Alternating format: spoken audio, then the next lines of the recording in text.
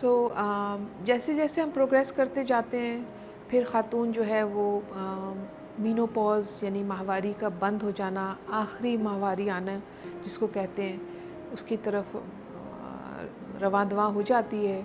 आम तौर पे मीनोपॉज़ या माहवारी का बंद हो जाना ख़वातीन में अराउंड उसी टाइम होता है जबकि उनकी वालदा या खालाएँ या बहनों का होता है, जो कि अबाउट 50 या 52 इयर्स की एज तक होते हैं। लेकिन 40 इयर्स के बाद किसी भी टाइम, 40 साल की उम्र के बाद किसी भी टाइम आपकी माहवारी बंद हो सकती है।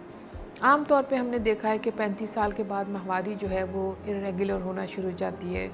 कभी कुछ मंथ्स डिसअपीयर हो जाएगी, कभी शॉर्ट साइकिल्स हो जाएंगे। तो जो रेगुलरिटी आपकी माहवारी में 35 साल की उम्र से पहले रहती थी वो नहीं रहती। और इस दौरान में जब आपको कोई भी परेशानी हो, आप कुछ इन्वेस्टिगेशंस करा के अपने गायनेकोलॉजिस्ट को विज़िट करके, मेन एम ये होता है कि हमने रूल आउट करना होता है कि कोई बीमारी तो डेवलप नहीं हो रही। बीमारी का इन्वेस्टिगेट करके उसका इलाज करना ज़्यादा आसान होता है बजाय कि उसको इग्नोर करने के, निगलेक्ट करने के। जब माहवारी बंद हो जाए तो ख़ातून के जिस्म में चेंजेस बहुत ज़्यादा आ रही होती हैं। जिस्म पेशाब के थ्रू आपकी हड्डियों का कैल्शियम जो है वो ज़ाया हो रहा होता है, स्किन में चेंजेस होती हैं, आपकी जिस्म के अंदर ड्राइनेस होती है, अंदरूनी प्राइवेट पार्ट्स में ड्राइनेस हो जाती है जिसकी वजह से आपकी जो मैरिटल लाइफ है या प्राइवेट सेक्स लाइफ है वो भी इफ़ेक्ट होती है। तो इन सब मसाइल का बहुत आसान हल होते हैं। बाज़ दफ़ा आपने हमसे डिस्कस करना है, हमने आपको गाइड करना है और हम आपको ट्रीट करेंगे।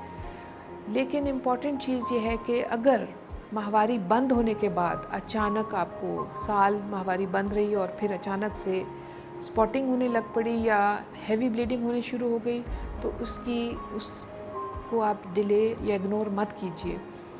डॉक्टर को विज़िट कीजिए। उसके बेसिक से कुछ टेस्ट होते हैं जिनके ज़रिए हमने ये एक्सक्लूड करना होता है, रूल आउट करना होता है कि खुदा न खास्ता आपके जिस्म में कोई कैंसर या कोई ग्रोथ बच्चेदानी की तो नहीं डेवलप हो रही, जिसका अर्ली इलाज बहुत बेहतर होता है और आसान होता है।